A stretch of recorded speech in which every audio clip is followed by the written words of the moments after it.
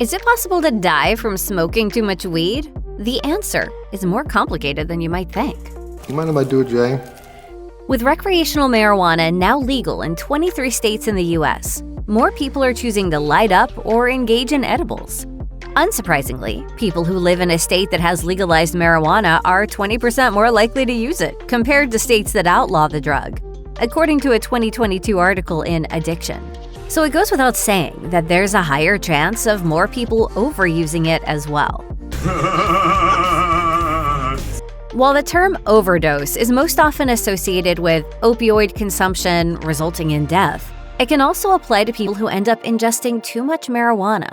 However, a fatal overdose from having too much THC in your system is pretty much impossible, with deaths occurring only when there are other contributing factors. Dr. David Campbell, clinical director at the Canyon at Santa Monica, told Health Digest, "While an individual cannot overdose on marijuana alone, reduction in inhibition or increases in impulsivity can lead to risk-taking behaviors, with the potential of severe consequences, such as driving while intoxicated." While some people might experience blackouts while drinking alcohol, people with too much THC in their system could experience greening out, which might feel like a high accompanied by anxiety or panic, according to Psychology Today. A toxic reaction to THC could have symptoms of dizziness, paranoia, or confusion. Oh man, I have no idea what's going on. As more states legalize marijuana, more people are reporting these negative side effects. A 2016 study in clinical toxicology looked at calls to poison control centers from 2013 to 2015 and found that 91% of the calls came from states with legalized recreational marijuana. Keep in mind that quite literally none of these greening out incidents resulted in death. The first cannabis-related death was reported in 2019, when a coroner said she found no other drugs or alcohol in a 39-year-old woman's system. The woman also had no evidence of other diseases. The coroner believed the woman had vaped THC oil because she had 8.4 nanograms of THC per milliliter of blood in her system. Just 2 nanograms can impair your driving. However, an addiction researcher at the University of Toronto told The Advocate that a fatal dose of THC in someone's system would be 100 to 1,000 times higher than what was found in her system. This would be equivalent to smoking 20,000 joints. According to the Drug Enforcement Administration, hashish and hashish oil are stronger versions of marijuana because they have much more THC. A drop of hashish oil in a cigarette is equal to an entire joint.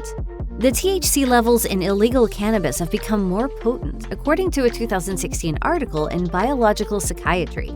The study tested the THC potency of cannabis confiscated by the DEA between 1995 and 2014, finding that the amount of THC increased from 4% in 1995 to 12% in 2014.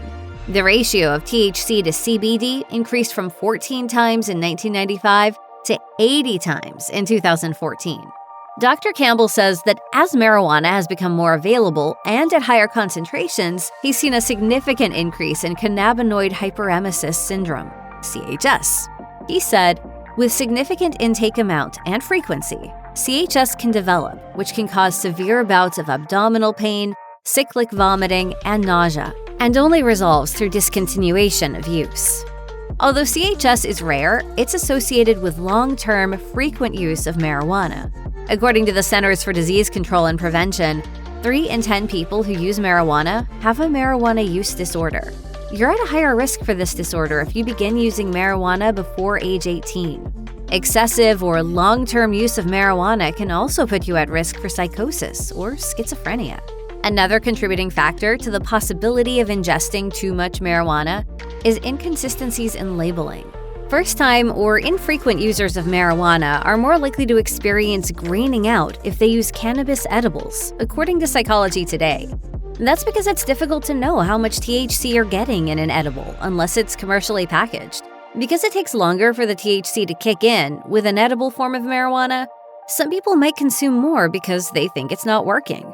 That could lead to having too much THC in your system.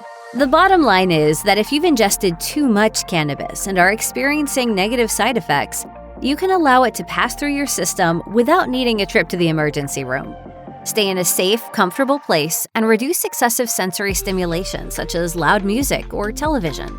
Take slow, deep breaths or practice meditation if possible. If this doesn't work, Dr. Campbell said, should a person be experiencing severe anxiety, confusion, paranoia, hallucination, or delusion and become a danger to themselves or others, seeking medical assistance may be necessary.